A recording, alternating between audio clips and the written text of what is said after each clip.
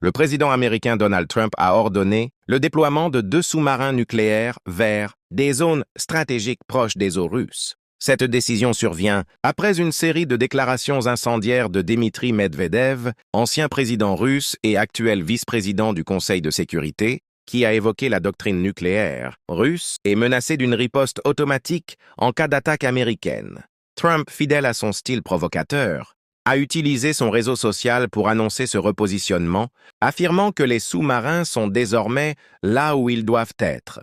Il a ajouté que ces sous-marins étaient une réponse directe aux propos jugés, hautement provocateurs de Medvedev, accusé de menacer ouvertement la paix mondiale. Dans les cercles militaires et diplomatiques, cette manœuvre est interprétée comme un signal fort, mais avant tout symbolique. Les sous-marins de classe Ohio sont en effet en patrouille permanente et peuvent frapper n'importe quelle cible stratégique, depuis leurs positions habituelles. Ce redéploiement, bien que médiatisé, ne change donc pas fondamentalement l'équilibre nucléaire mondial, mais marque une nouvelle étape.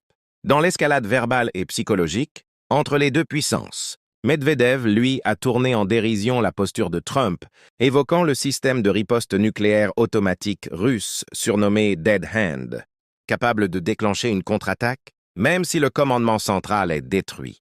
Il a comparé la situation à un épisode de la série The Walking Dead, insinuant que les conséquences d'une guerre nucléaire rendraient le monde méconnaissable.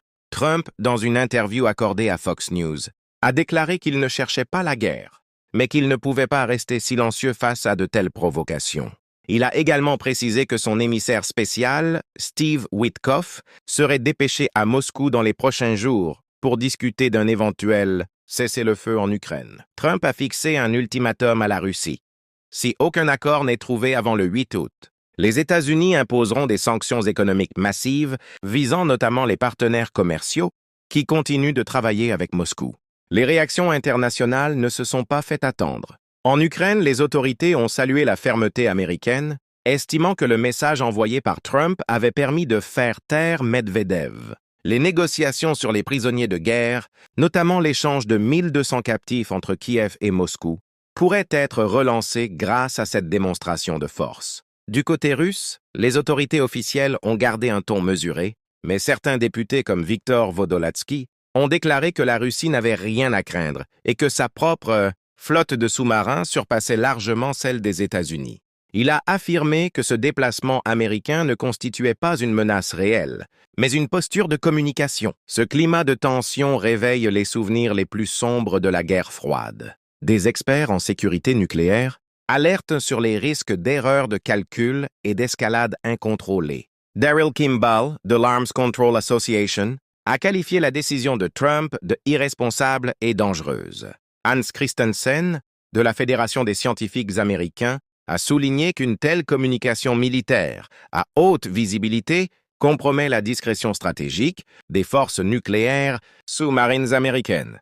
Malgré tout, Trump semble convaincu que la pression maximale est la seule voie vers un accord. Il assure que ses intentions sont pacifiques et que sa priorité est de mettre fin aux pertes humaines en Ukraine. Il affirme vouloir un accord où les gens cessent de mourir. Pendant ce temps, la Russie et la Chine ont lancé des manœuvres navales conjointes dans la mer du Japon.